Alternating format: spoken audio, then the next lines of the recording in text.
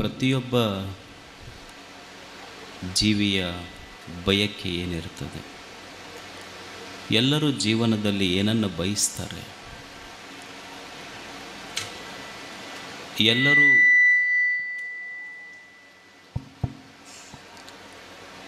ಪ್ರತಿಯೊಬ್ಬ ವ್ಯಕ್ತಿ ಜೀವನದಲ್ಲಿ ಏನನ್ನು ಬಯಸ್ತಾನೆ?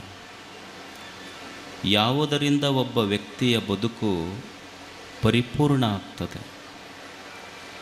ಏನು ಇರದೇ ಇದ್ದರೆ ಒಬ್ಬ ವ್ಯಕ್ತಿಯ ಬದುಕು ಅಪೂರ್ಣ ಆಗ್ತದೆ.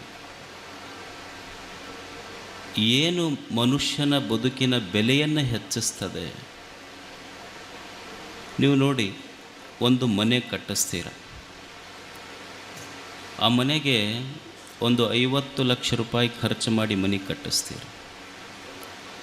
50 ಲಕ್ಷ ರೂಪಾಯಿ ಖರ್ಚು ಮಾಡಿ ಮನೆ ಕಟ್ಟಿಸಿ ಒಂದು 50 ಲಕ್ಷ ರೂಪಾಯಿಯ ಕಿಮ್ಮತ್ತಿನ ಸಾಮಾನುಗಳನ್ನು ತರ್ತೀರಿ. ನೀವು ಅಮೇರಿಕದ ಡೈನಿಂಗ್ ಟೇಬಲ್ ತರ್ತೀರಿ, ಜರ್ಮನಿ ಎಲೆಕ್ಟ್ರಿಕಲ್ ಸಾಮಾನು ತರ್ತೀರಿ, ಚೈನಾ ವಾಲ್ ತರ್ತೀರಿ, ಟೈಲ್ಗಳನ್ನು ತರ್ತೀರಿ.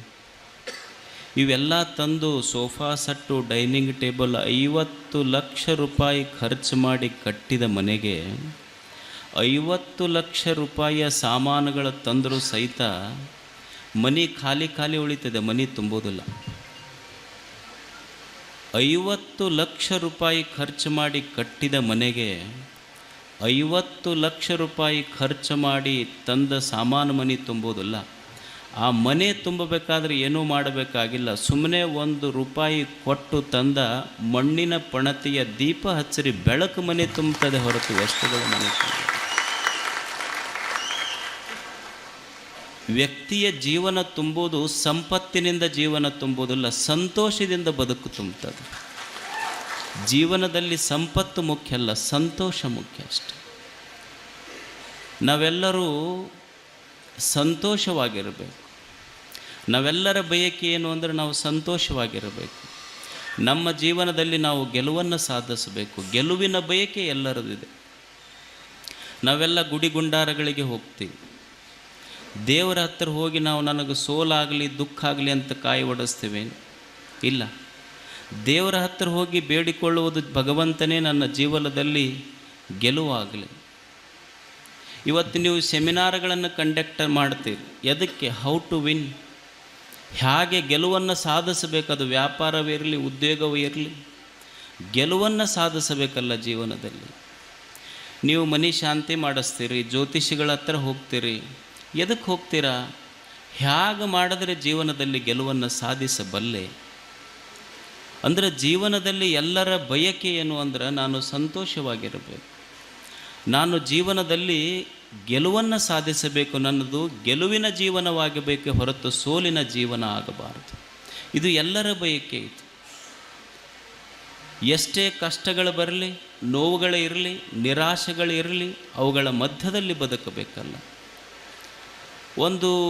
ಒಂದು ಗುಬ್ಬಿ ಇರ್ತದೆ. ನೀವು ನೋಡಿ, ಈ ಹೊಲದಾಗ ಹೋಗಿ ಜೋಳದ ದಂಟಿನ ಮೇಲೆ ಕುಂತಂದ್ರೆ ಅವ ಡಬ್ಬಿ ಬಡ್ದು ಅದನ್ನು ಎಬ್ಬಿಸಿ ಕಳಿಸ್ತಾನೆ. ಆ ಕಡೆ ಹೊಲದಾಗ ಹೋಗಿ ಕುಂತಂದ್ರೆ ಅವ ಡಬ್ಬಿ ಬಡ್ದು ಎಬ್ಬಿಸಿ ಕಳಿಸ್ತಾನೆ. ಅದಕ್ಕೆ ಏನು ನಮ್ಮಂಗೇನು ರೇಷನ್ ಕಾರ್ಡ್ ಐತೆ, ಅದಕ್ಕೆ ಯಾರೂ ಕೊಟ್ಟಿಲ್ಲ ಅಂದ್ರೆ ಏನು ರೇಷನ್ ಕಾರ್ಡ್ ಕೊಡ್ತೈತಪ್ಪ ಸರ್ಕಾರ, ಒಂದು ₹5 kg ಅಕ್ಕಿರ ಕೊಡ್ತೈತಿ, ₹1 kg ಅಕ್ಕಿ. ಈ ಹೊಲದಾಗ ಕುಂತ್ರ ಅವ್ರು ಎಬ್ಬಿಸ್ತಾರ, ಆ ಹೊಲದಾಗ ಕುಂತವರು ಎಬ್ಬಿಸ್ತಾರ. ಅದಕ್ಕೇನು ರೇಷನ್ ಕಾರ್ಡ್ ಇಲ್ಲ, ಲೈಫ್ ಇನ್ಶೂರೆನ್ಸ್ ಇಲ್ಲ, ಏನೂ ಇಲ್ಲ, ಆದರೂ ಬದುಕ್ತೈತಲ್ಲ. ಅದು ರೆಕ್ಕೆಗಳ ಮೇಲೆ ಭರವಸೆಯ ಬದುಕನ್ನು ಕಟ್ತೈತೆ. ಒಂದು ಗುಬ್ಬಿ ಅಷ್ಟೇ.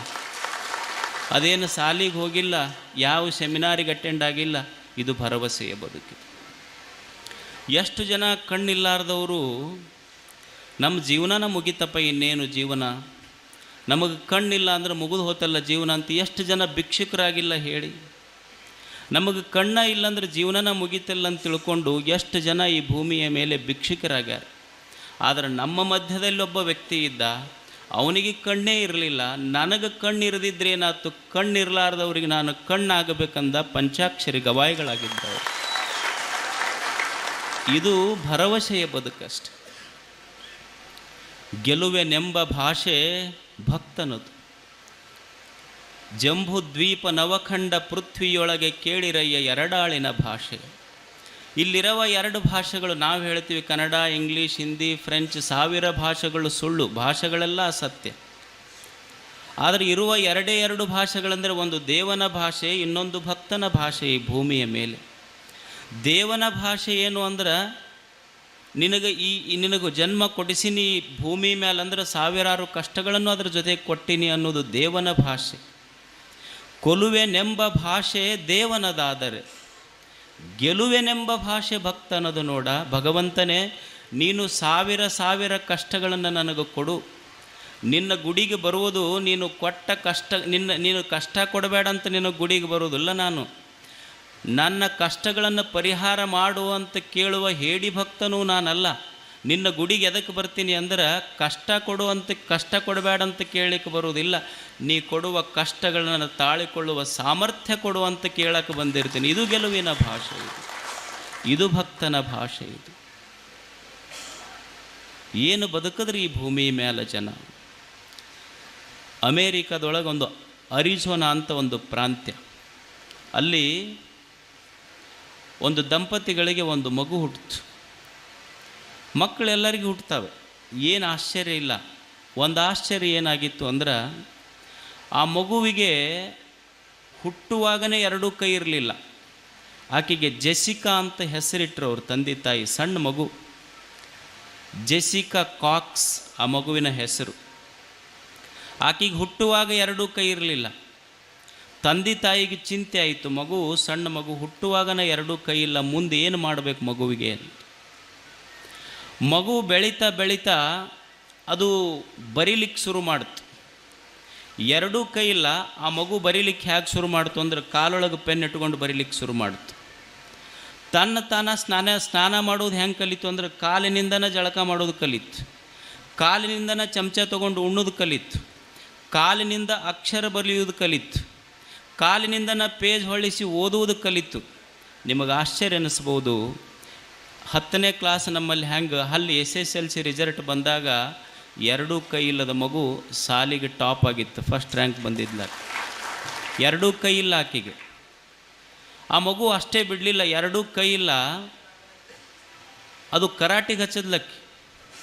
ನಿಮಗೆ ಆಶ್ಚರ್ಯ ಅನ್ನಿಸ್ಬೋದು. ಆ ಅರಿಜೋನಾ ಸ್ಟೇಟಿಗೆ 2 ಕೈ ಇಲ್ಲದ ಮಗು ಬ್ಲ್ಯಾಕ್ ಬೆಲ್ಟಿನೊಳಗೆ ಫಸ್ಟ್ ಬಂದಿದ್ಲಕ್ಕೆ, ಕಾಲಿನಿಂದ ಕರಾಟೆ ಆಡಿದ್ಲು. ಇಷ್ಟಕ್ಕೆ ನಿಲ್ಲಿಲ್ಲ ಮಗು. ಒಂದು ದಿವಸ ಅದು ಕನಸು ಕಾಣ್ತು, ಏನು ಅಂದ್ರೆ ನಾನು ಫ್ಲೈಟ್ ಹಾರಿಸ್ಬೇಕು, ಫ್ಲೈಟ್ ನಡೆಸಬೇಕು ಅಂತ. ಆಕೆ ಅಪ್ಲಿಕೇಶನ್ ಹಾಕಿದ್ರೆ ಸರ್ಕಾರ ನಿನಗೆ ಕೈ ಇಲ್ಲ, ನಿನಗೆ ವಿಮಾನ ನಡೆಸೋಕೆ ಬಿಡಂಗಿಲ್ಲ ಅಂತ.